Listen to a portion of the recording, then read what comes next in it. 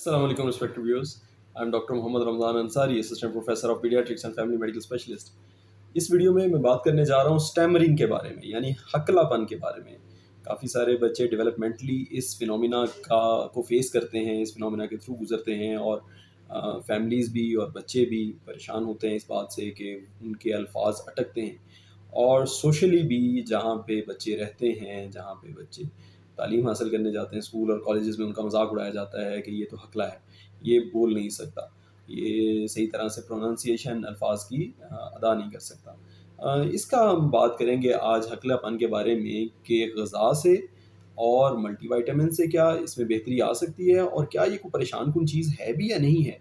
तो ये परेशान कुन चीज़ बिल्कुल नहीं है। हकलापन या स्टैमरिंग होना या स्टटरिंग होना, किसी जगह पे किसी लफ्ज़ पे फंस जाना, ये कोई एबनॉर्मल चीज़ नहीं है, ये कोई बीमारी नहीं है, ये एक डेवलपमेंटल फिनोमिना है जो तकरीबन हर एक बच्चे की उम्र में कभी ना कभी आता है। इसमें क्या होता है, बच्चा किसी वर्ड की जो है वो अदायगी में रुकता है, फंसता है, उस लफ्ज़ को बार बार कहता है या उस लफ्ज़ की आवाज़ सही तरह से प्रोड्यूस नहीं कर सकता। जैसे रे है, ड़े है या टे है, इनकी आवाज़ सही तरह से प्रोड्यूस नहीं कर सकता क्योंकि उसकी ज़ुबान के जो मसल्स होते हैं या उसके वोकल कॉर्ड्स की जो हरकत होती है वो इतनी स्ट्रॉन्ग नहीं होती। तो इसके लिए क्या करना होता है, सबसे पहले ये याद रख लें, ये डेवलपमेंटल फिनोमिना है, ये कोई बीमारी नहीं है। हाँ, कुछ केसेस में दिमाग के सिनेप्सिस की ट्रांसमिशन, सिनेप्सिस की फायरिंग, दिमाग के न्यूरॉन्स की फायरिंग जो है वो इम्पेयर्ड होती है। वहाँ पे बच्चों को इस तरह के जो बच्चे होते हैं जिनमें दिमागी तौर पे या असाबी तौर पे ही कमज़ोरी होती है, उनमें शदीद विटामिन्स की कमी होती है, शदीद खून की कमी होती है, डेवलपमेंटल डिलेज़ होते हैं, यानी वो बच्चे नॉर्मल टाइम पे बोलना नहीं शुरू हुए होते या नॉर्मल टाइम पे चलना फिरना शुरू नहीं हुए होते। इन बच्चों में पैदाइश के प्रोसेस के दौरान उस टाइम पे प्रॉब्लम आया होता है।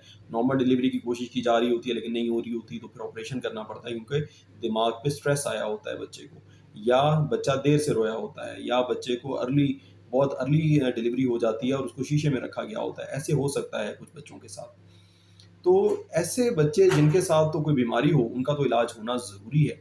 लेकिन ऐसे बच्चे जिनके साथ कोई बीमारी ना हो, उनको रीअश्योरेंस सबसे ज़रूरी है। रीअश्योर करें पेरेंट्स को और पेशेंट को रीअश्योर करें, उनकी हिम्मत बढ़ाएँ, उन्हें बताएँ कि आपने क्या करना है जिससे आपकी स्टटरिंग या स्टैमरिंग ख़त्म हो जाएगी। उसमें सबसे ज़रूरी जो है वो स्पीकिंग एक्सरसाइज़ेज़ हैं। शीशे के सामने खड़े होके या किसी एडल्ट के साथ अक्रॉस द टेबल बैठ के आप उस एडल्ट के साथ चीज़ें रिपीट करें। ऐसे वर्ड्स बोलें जिन जिन वर्ड्स को बोलने में आपको मुश्किल पेश आ रही है, इन वर्ड्स को बार-बार बोलें, बार-बार बोलें, और ग़िज़ा को बेहतर करें। ग़िज़ा का डेफ़िनेट रोल है, ग़िज़ा को बेहतर करें।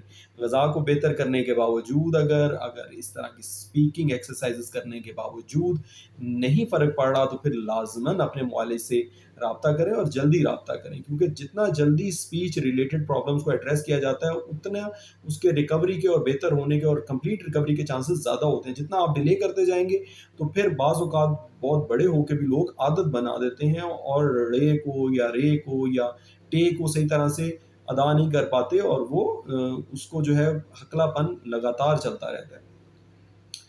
Social support, psychotherapy, multivitamin therapy और बहुत सारी ऐसी मेडिसिन्स और भी हैं जो कि बच्चे के सिनेप्टिक फायरिंग को, जो सिनेप्टिक ट्रांसमिशन है उसको अच्छा कर देती हैं और बच्चे की सेंसेस को स्ट्रॉन्ग कर देती हैं, और जिससे बच्चा बेहतर हो जाता है।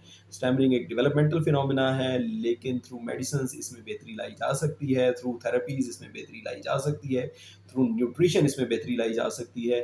ये थी व्यूअर्स मेरी आज की वीडियो। उम्मीद है आप लोगों को पसंद आएगी और आप लोगों को इससे फ़ायदा होगा इस वीडियो से, और आप मेरी वीडियो को लाइक भी करेंगे और चैनल को सब्सक्राइब भी करेंगे। Thank you very much. अस्सलाम वालेकुम।